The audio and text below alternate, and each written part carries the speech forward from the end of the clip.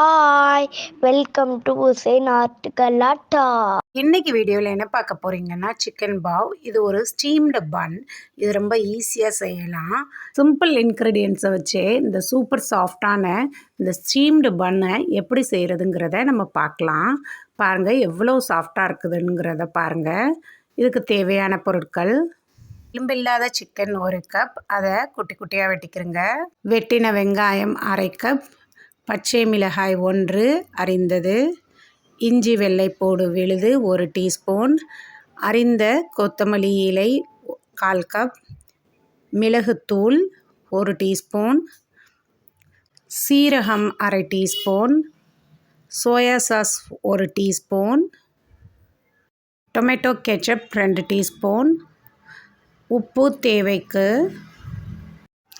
எண்ணெய் 1 டீஸ்பூன், மைதா மாவு 2 கப், சாஃப்டான பட்டர் 1 டேபிள் ஸ்பூன், தண்ணி மாவு குழைக்க 1/2 கப், ஈஸ்ட் 2 டீஸ்பூன், இளஞ்சூடான பால் 1/4 கப், சர்க்கரை 1 டீஸ்பூன், உப்பு தேவைக்கு, எண்ணெய் 1 டேபிள் ஸ்பூன், கருப்பு எள் 1 டீஸ்பூன். வாங்க இதை எப்படி செய்கிறதுங்கிறத பார்க்கலாம். ஃபஸ்ட்டு நம்ம ஈஸ்ட்டை ரைஸ் பண்ண போகிறோம். அதுக்கு இந்த இளம் சூடான பாலில் சீனி சேர்த்துக்கிறோங்க. அடுத்ததாக ஈஸ்ட்டு சேர்த்துக்கிறோங்க. இப்போ இது ரெண்டையும் நல்லா ஈவனாக மிக்ஸ் பண்ணிக்கிறோங்க. மிக்ஸ் பண்ணிவிட்டு இதை ஒரு மூடி போட்டு நம்ம 10 மினிட்ஸ் மூடி வைக்க போகிறோம். அப்படின்னா ஈஸ்ட் ஆக்டிவ் ஆகும். இப்போ இதை நான் நல்லா மிக்ஸ் பண்ணிட்டேன். இப்போ இதை ஒரு மூடி போட்டு ஒரு 10 நிமிஷத்துக்கு மூடி வச்சுருங்க. இப்போ 10 நிமிஷம் கழித்து ஓப்பன் பண்ணி பார்த்தோன்னா நல்லா இப்படி ரைஸாக இருக்குது. வாங்க இப்போ மாவு எப்படி குழைக்கலாங்கிறத பார்க்கலாம். என்னோடய ஹஸ்பண்ட் தான் இங்கே மாவு குழைக்கிறாங்க. நல்லா ஒரு பெரிய மிக்சிங் பவுலில் இந்த 2 கப் மைதா மாவை சேர்த்துக்கிறோங்க. ஃபஸ்ட்டு நம்ம ஈஸ்ட்டு சேர்க்குறதுனால இது உப்பி வர்றதுக்கு கொஞ்சம் நல்லா பெரிய பவுலாக எடுத்துக்கிறது நல்லது. அப்புறம் இந்த மாவுக்கு தேவையான உப்பை இதில் சேர்க்க போகிறோம். இந்த மாவுக்கு தேவையான அளவு உப்பு சேர்த்துக்கிறோங்க. அடுத்து இந்த ரைஸ் பண்ணி வச்சுருக்கிறோம்ல அந்த ஈஸ்ட்டை சேர்த்து இதை நல்லா ஈவனாக மிக்ஸ் பண்ணிக்கிறேங்க. நான் இங்கே இன்ஸ்டன்ட் ஈஸ்ட்டு தான் ரைஸ் பண்ணி வச்சுருக்கேன். அதை இந்த மாவோடு சேர்த்து நல்லா ஈவனாக இதை நல்லா மிக்ஸ் பண்ணிக்கிறேங்க. இப்போது இந்த மாவுக்கு தேவையான அளவு தண்ணியை நம்ம கொஞ்சம் கொஞ்சமாக சேர்த்துக்கிற போகிறோம். கையில் கொஞ்சம் தெளித்து இந்த மாதிரி நல்லா இந்த மாவை பிசைஞ்சுக்கிறோங்க. இப்படி தண்ணி சேர்த்துட்டு இதை நல்லா ஒரு கலந்து விட்டுட்டு இப்போது அடுத்ததாக கையால் இதை நல்லா நீட் பண்ணி நல்லா பிசைஞ்சுக்கிறேங்க. நீங்கள் எவ்வளோ சாஃப்ட் டோவாக பிசைகிறீங்களோ அவ்வளோ நல்லா வரும் இந்த பாவு. இதை டின்னராகவோ பிரேக்ஃபாஸ்ட்டாகவோ கூட நம்ம செய்யலாம். அந்த ரெசிபி குழந்தைகளுக்கு ரொம்ப பிடிக்கும். உள்ள சிக்கன் வச்சு ஸ்டஃப் பண்ணி கொடுக்குறதுனால. சிக்கன் இல்லாட்டா காளான், பன்னீர் எது வேண்டாலும் இந்த பாவ் ரெசிப்பியில் நம்ம ஆட் பண்ணிக்கிறலாம். ஸ்டஃபிங் நம்ம சாய்ஸ் தான். உங்கள் வீட்டில் என்ன வெஜ்ஜீஸ் இருந்தால் கூட அதை சேர்த்துக்கிறோங்க.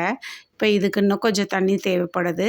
இந்தளவு தண்ணி மறுபடி சேர்த்து இதை நல்ல ஒரு சாஃப்டான டோவாக நல்லா ஒரு பிசைஞ்சுக்கிறோங்க.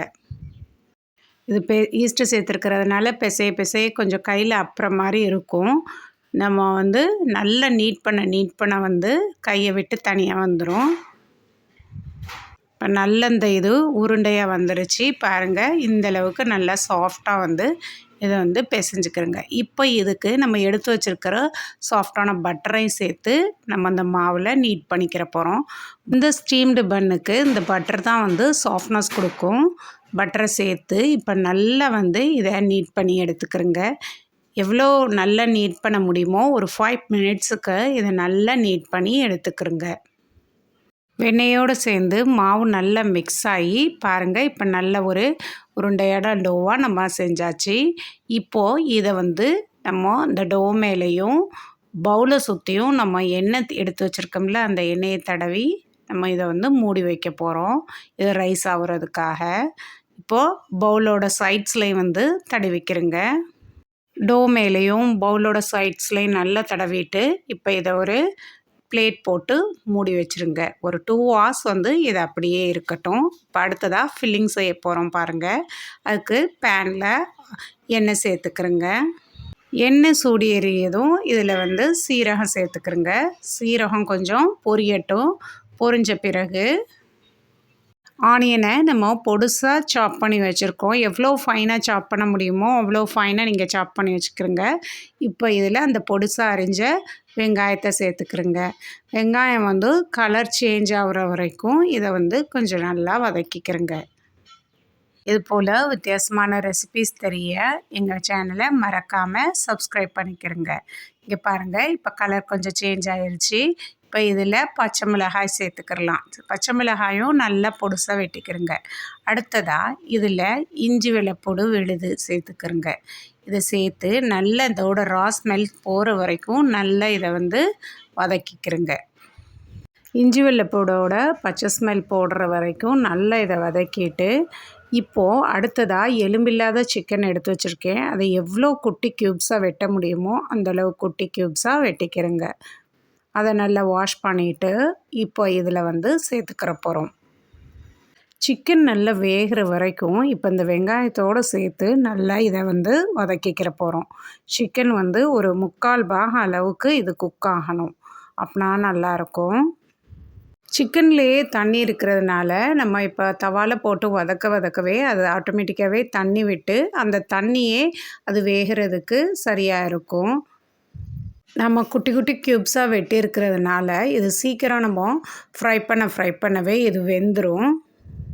இது வந்து சிக்கனை பாருங்கள், சிக்கன் வெந்துருச்சு எப்படின்னு நம்ம தெரிஞ்சுக்கிறதுக்கு இந்த போட்ட நம்ம கறியோட கலரும் சேஞ்ச் ஆயிரும். நல்லா குக் ஆகி நல்லா ஒயிட் கலரில் வந்துடும். சிக்கனில் உள்ள தண்ணி எல்லாமே இப்படி கம்ப்ளீட்டாக ட்ரை ஆன பிறகு நம்ம அடுத்த இன்க்ரீடியன்ட்ஸை சேர்த்துக்கிறலாம். சிக்கன் பிடிக்காதவங்க இதை பன்னீரை கூட நம்ம குட்டி குட்டி க்யூப்ஸாக வெட்டி சேர்த்துக்கிறலாம். அப்படி இல்லாட்டி பாயில்டு எக்கை கூட குட்டி குட்டி க்யூப்ஸாக வெட்டி நம்ம இதில் சேர்த்துக்கிறலாம். சிக்கன் நல்லா வெந்து இங்கே பாருங்கள் இப்படி நல்லா ட்ரை ஆயிடுச்சு. இப்போ அடுத்ததாக இதில் எடுத்து வச்சுருக்க சோயா சாஸை சேர்த்துக்கிறலாம். அடுத்ததாக இதில் டொமேட்டோ கெச்சப் எடுத்து வச்சுருக்கோம்ல அதையும் சேர்த்துக்கிறோங்க. இப்போ ரெண்டும் நல்லா சிக்கனோடு மிக்ஸ் ஆகிற வரைக்கும் நம்ம இதை வதக்கிக்கிற போகிறோம். இப்போ நல்ல சாஸஸ் எல்லாம் சிக்கனோட மிக்ஸ் ஆகிற வரைக்கும் நம்ம இதை வந்து ஃப்ரை பண்ணிக்கிறலாம். சிக்கனோட நம்ம போட்ட சாஸஸ் எல்லாம் நல்லா மிக்ஸ் ஆகிக்கிட்டு வருது. இப்போ பாருங்கள் நல்லா மிக்ஸ் ஆகிருச்சு. இப்போ அடுத்ததாக மசாலாஸ் ஆட் பண்ண போகிறோம். ஃபஸ்ட்டு இதில் பெப்பர் சேர்த்துக்கிறலாம். பெப்பர் தூள். அடுத்ததாக இதில் வந்து இதுக்கு தேவையான அளவு உப்பு சேர்த்துக்கிறோங்க. அடுத்ததாக கொத்தமல்லி இலையை நல்ல பொடுசாக கட் பண்ணி வச்சுருக்கேன். அதையும் சேர்த்து இப்போது எல்லாத்தையும் சேர்த்து இப்போ ஒரு மிக்ஸ் கொடுத்துக்கிறோங்க. அடுப்பை ஆஃப் பண்ணிவிட்டு இப்போ இந்த ஸ்டஃபிங்கை ஃபுல்லாக ஈவனாக நல்லா மிக்ஸ் பண்ணிக்கிறோங்க. சூப்பராக ஸ்டஃபிங்ஸ் ரெடி ஆயிடுச்சு. இதை அப்படியே ஓரமாக வச்சுருங்க. வாங்க மாவு என்னாச்சுங்கிறத நம்ம பார்ப்போம். மாவு பாருங்கள் 2 மணி நேரத்தில் நல்லா ரைஸ் ஆகி வந்திருக்கு. நான் ஓப்பன் பண்ணி காட்டுறேன் பாருங்கள். இப்போ இதை நான் பஞ்ச் பண்ண போகிறேன். நம்ம பஞ்ச் பண்ணோன்னா அது உள்ளே அமுங்கணும். அப்படின்னா தான் அந்த டோ வந்து நல்லா ரைஸ் ஆகிக்குதுன்ற அர்த்தம். இது பாருங்கள் நான் பஞ்ச் பண்ணுறேன். அது நல்லா உள்ளே அமுங்குது. மாவு சூப்பராக ரைஸ் ஆகிருக்கு பாருங்கள் சைட்ஸ்லாம். அடுத்ததாக சப்பாத்தி போர்டில் வந்து இதில் கொஞ்சம் மாவை வந்து டஸ்ட் பண்ணிக்கிறேங்க. இப்போது நல்ல ரைஸான டோவை அப்படியே எடுத்து இதில் மாற்றிக்கிறேங்க. குழச்ச மாவை விட இந்த டோ வந்து டபுள் பங்கு ரைஸ் ஆகிருக்கு பாருங்கள். இப்போது இந்த டோவை வந்து நம்ம ஈவன் பார்ட்ஸாக நம்ம வந்து கட் பண்ணிக்கிற போகிறோம். ஒரு ஈவன் உருண்டைகளை நம்ம வந்து வெட்டி எடுத்துக்கிறலாம். உங்களுக்கு எவ்வளோ சைஸில் பன் தேவையோ அந்த அளவுக்கு நீங்கள் வந்து இதை வெட்டி எடுத்துக்கிறங்க. எனக்கு இங்கே வந்து 7 பார்ட்ஸ் வந்துச்சு.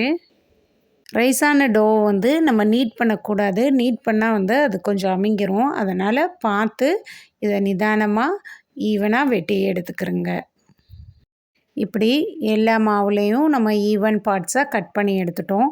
இப்போது ஒவ்வொரு உருண்டையாக எடுத்து இதை நல்லா ஒரு பன் ஷேப்பில் நல்லா உருட்டி எடுத்துக்கிறோங்க. நல்லா ரவுண்டாக வந்து இதை உருட்டி எடுத்துக்கிறோங்க. இப்படி எல்லா உருண்டைகளையும் ஈவனாக உருட்டி எடுத்துக்கிறோங்க. கையில் கொஞ்சம் மாவு தொட்டு கூட நீங்கள் உருட்டிக்கிடலாம். பாருங்கள் நான் தான் உருட்டி எடுத்துட்டேன். இப்போது நான் இப்போ பன் செய்ய போகிறேன். வாங்க இந்த ஃபஸ்ட்டு இந்த ஸ்டஃபிங் எடுத்துக்கிடலாம். அதுக்கு ஃபஸ்ட்டு இந்த ஒரு உருண்டையை எடுத்து இதை நல்லா மாவு கீழே தடவிட்டு இதை வந்து ஃப்ளாட்டன் பண்ணிக்கிடலாம். நல்லா தட்டையாக்கிட்டு உங்களுக்கு எவ்வளோ ஸ்டஃபிங் வேணுமோ அதை சென்டரில் வச்சுக்கிறங்க. 1 ஸ்பூனோ 2 ஸ்பூனோ அந்த ஸ்டஃபிங்கை சென்டரில் இப்படி வச்சுட்டு இப்போது ஓரத்தை ஃபுல்லாக பிடிச்சி கவர் பண்ணுற மாதிரி இதை வந்து உருட்ட போகிறோம். அப்படியே சுற்றி ஸ்டஃபிங்ஸை சென்டரில் வச்சுட்டு அப்படியே மோமோஸில் சுற்றுற மாதிரி இப்படி சென்டராக பிடிச்சி இதை எடுத்து அப்படியே ஒரு பன் ஷேப்புக்கு கொண்டுட்டு வாங்க. ரொம்ப அழுத்திங்காமல் கொஞ்சம் ஜென்டிலாக வந்து இதை வந்து அப்படியே செய்யுங்க. நான் இந்த மாதிரி பன் செஞ்சுருக்கேன்ல, இந்த மாதிரி எல்லா பன்னையும் செஞ்சுக்கிறேங்க.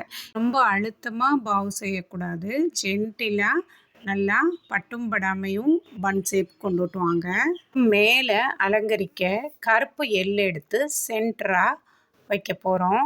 பாருங்கள், இப்படி சென்டரில் வச்சுட்டு கொஞ்சம் விரலை வச்சு ப்ரெஸ் பண்ணி விடுங்க. இப்படி எல்லா பவுல்ஸ்லையும் இப்படி சென்டரில் கருப்பு எள்ளு வச்சுக்கிறேங்க. இந்த ரெசிபி குழந்தைகளுக்கு ரொம்ப பிடிக்கும். 1 சாப்பிட்றவங்க கூட 2 சாப்பிடுவாங்க. அவ்வளோ எம்மியாக இருந்துச்சு. நீங்களும் கண்டிப்பாக இதை வந்து ட்ரை பண்ணி பார்த்துட்டு எனக்கு எப்படி இருக்குங்கிறத கமெண்ட் பண்ணுங்கள். நான் இந்த எள்ளெல்லாம் வச்சுட்டேன். இப்போ அடுத்ததாக ஒரு டவல் எடுத்து 10 மினிட்ஸ் இப்படி மூடி வைங்க. இந்த பாவ் எல்லாம் திரும்ப ரைஸ் ஆகும். சிக்கன் பாவ்ஸ் எல்லாம் ஸ்டீம் பண்ணுறது எப்படிங்கிறத நம்ம பார்ப்போம். ஒரு சட்டியில் தேவையான அளவு தண்ணீர் அரைவாசிக்கு விட்டுக்கிறங்க. இது நல்லா கொதிக்கணும். பாருங்கள், இப்படி நல்லா கொதித்த பிறகு இதில் தான் நம்ம பாயில் பண்ண போகிறோம். அதுக்கு ஃபஸ்ட்டு கோலாண்டர் ஒன்று எடுத்துக்கிறோங்க. அந்த கோலாண்டரில் வந்து நம்ம எண்ணெய் தடவிக்கிடலாம். நல்லா எல்லா சைட்ஸ்லேயும் இப்படி நல்லா எண்ணெய் தடவிக்கிறேங்க. இப்போ பாருங்கள், நான் டவலை எடுத்துகிட்டு காட்டுறேன். பாருங்கள், நல்லா வந்து நம்ம ஏற்கனவே வச்சுருக்கிற பாவை விட இப்போ நல்ல ரைஸ் ஆகி வந்திருக்குது. இது அப்படியே இந்த கோலாண்டரில் நம்ம கொஞ்சம் கேப் விட்டு அடுக்கிக்கிடலாம்.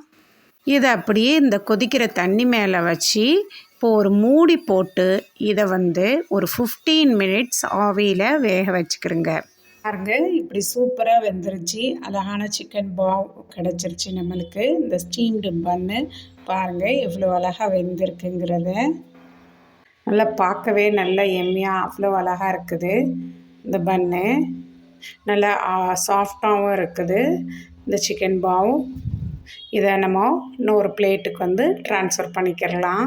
சிக்கன் பாக்ஸை வாங்க என் ஹஸ்பண்ட்டை கொடுத்து எப்படி இருக்குங்கிறத அவர்கிட்ட கேட்டு தெரிஞ்சுக்கிறலாம். நல்ல சூப்பர் சாஃப்ட் எம்மியான சிக்கன் பாவ்ஸ் வந்து ரெடி ஆயிருச்சு. இப்போ வாங்க அவர்கிட்ட கொடுத்து எப்படி இருக்குங்கிறத பார்ப்போம்.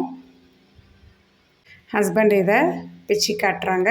பாருங்கள், நம்ம பேக் பண்ண பன்னு மாதிரியே இந்த ஸ்டீம் பண்ண பண்ணும் அதே ஸ்ட்ரக்சரில் இருக்குது. நல்லா சூப்பர் சாஃப்டோடையும் இருக்குது.